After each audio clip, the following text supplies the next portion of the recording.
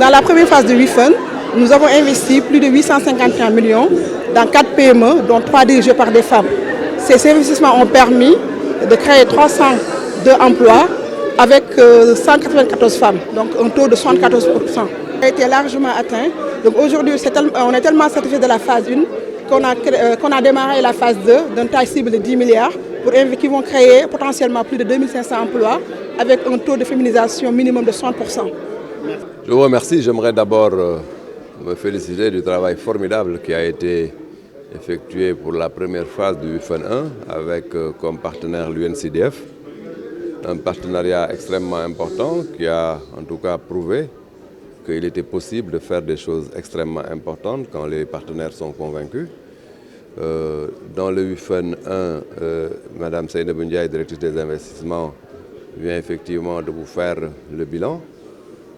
Nous sommes effectivement aujourd'hui dans une phase de montée en puissance avec un partenaire important qui se trouve être la Banque africaine de développement qui a injecté 10 milliards pour nous permettre en tout cas de monter en puissance et toujours dans la même cible identifiée dans le cadre du WIFUN 1, à savoir donc la cible genre, la cible effectivement qui nous permet donc de renforcer l'autonomisation des femmes, arriver effectivement à faire en sorte que le développement économique ne mette pas la femme en dehors effectivement des circuits de production.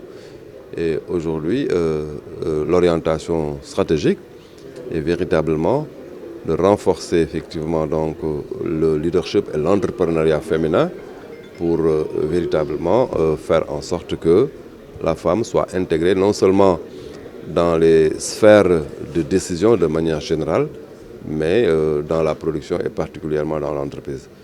Je suis donc tout à fait satisfait du déroulement du WIFUN 1, mais j'ai beaucoup d'espoir pour que le WIFUN 2 se réalise dans les meilleures conditions. Oui, comme vous le savez, la Banque africaine de développement supporte déjà le PSE, donc depuis sa création. Donc ce volet fait partie justement de la mise en œuvre de PSE. Donc c'est tout à fait logique que la Banque africaine soit là, à côté de FONSIS et puis, mais également à UNCDF pour participer justement au financement du fonds Women pour ce qui concerne la phase 2. Et c'est encore plus réel que la Banque africaine de développement considère que l'autonomisation économique des femmes, c'est extrêmement important dans le sens où déjà tous les projets financés par la banque, on s'assure que le volet femmes est pris en compte et que les répercussions positives sont importantes pour la création de l'emploi et l'autonomisation des femmes. En termes d'impact, nous attendons à ce que ça aille aux bénéficiaires. D'abord, les organismes, on a écouté tout à l'heure la directrice